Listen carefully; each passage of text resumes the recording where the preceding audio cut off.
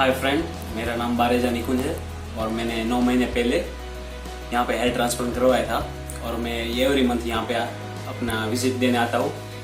और अभी मेरा फ़िलहाल 9 महीना हो गया। उसके बाद भी मुझे थोड़ा ऐसा लग रहा था कि हेयर डेंसिटी नहीं आया, तो उसके लिए मैं यहाँ पे आया था और यहाँ से कॉल आया कि आप आ जाओ यहाँ पे क्लिनिक पे।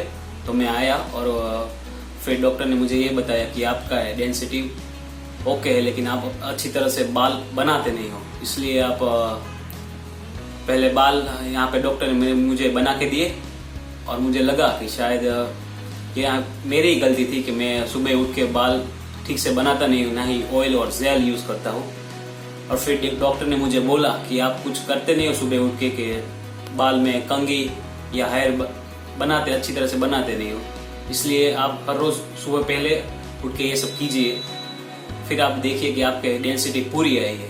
आप देख सकते हैं मेरा फ्रंट और हेयरलाइन सभी बहुत अच्छी तरह से आया है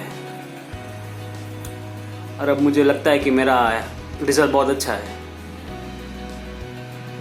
मेरा रिजल्ट बहुत बढ़िया है और मैं 6 महीने तक मैंने पीआरपी और मेडिसिन सब लिए है। उसके बाद मैंने एक भी मेडिसिन और पीआरपी नहीं लिया और मेरा रिजल्ट बहुत अच्छा है। अभी 9 महीना हो गया, तो उसके बाद मैंने कभी पीआरपी और मेडिसिन कुछ नहीं लिया।